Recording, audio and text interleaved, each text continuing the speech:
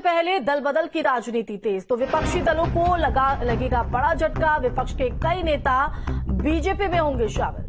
तो लखनऊ बीजेपी मुख्यालय में पार्टी की सदस्यता लेंगे। तो बड़ी जानकारी लखनऊ से आपको बता रहे हैं। तो चुनाव से पहले दल बदल की राजनीति जो है वो तेज हो चली है और बीजेपी में कई नेता जो है वो एंट्री विपक्षी दलों से करने वाले हैं और इसी के साथ विपक्षी दलों को बड़ा झटका आज लगने जा रहा है। तो विपक्ष के कई नेता बीजेपी का दामन थामेंगे, लखनऊ बीजेपी मुख्यालय में पार्टी की सदस्यता लेंगे। तो बड़ी जानकारी आपको बता रहे हैं। तो लगातार चुनावों की सुगबुगाहट तेज है। तमाम राजनीतिक दल अपनी अपनी जोर आजमाइश में लगे हुए हैं। अपना धरातल पर तमाम चुनावी बिसात को यहां पर बिछाने की कोशिश है। उस बीच चुनाव में से पहले दल बदल की राजनीति भी तेज हो गई है। संवाददाता अविनाश का सीधा रुख कर लेते हैं। अविनाश, लगातार बैठकों का भी दौर है, तमाम राजनीतिक दल अपनी अपनी जोर आजमाइश में लगे। इस बीच चुनाव से पहले दल बदल की राजनीति भी तेज हो चुकी है और ऐसे में विपक्षियों को तो बड़ा झटका लगेगा, लेकिन बीजेपी में बड़े जो लोग हैं, जो कई नेता हैं, वो शामिल होते नजर आएंगे। तो किन किन का नाम जो है वो सामने आ रहा है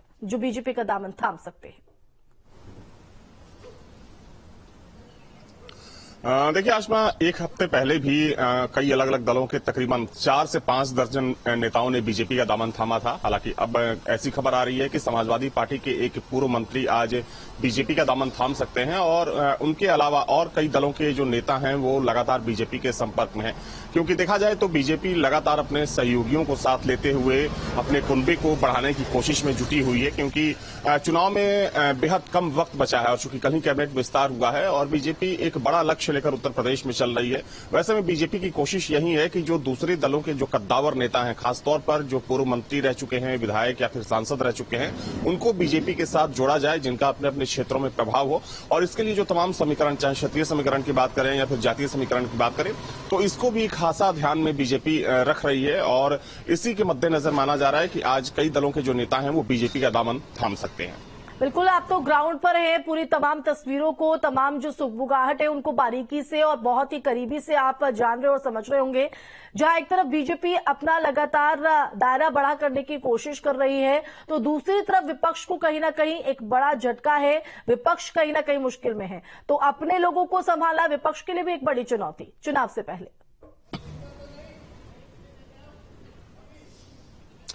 बिल्कुल, देखिए इसमें कोई शक नहीं कि बीजेपी ने बीते एक महीने में विपक्ष को कई तगड़ा झटका दिया है और ना सिर्फ उत्तर प्रदेश में बल्कि आपने बिहार में देखा, उत्तर प्रदेश में देखा और कई राज्यों में।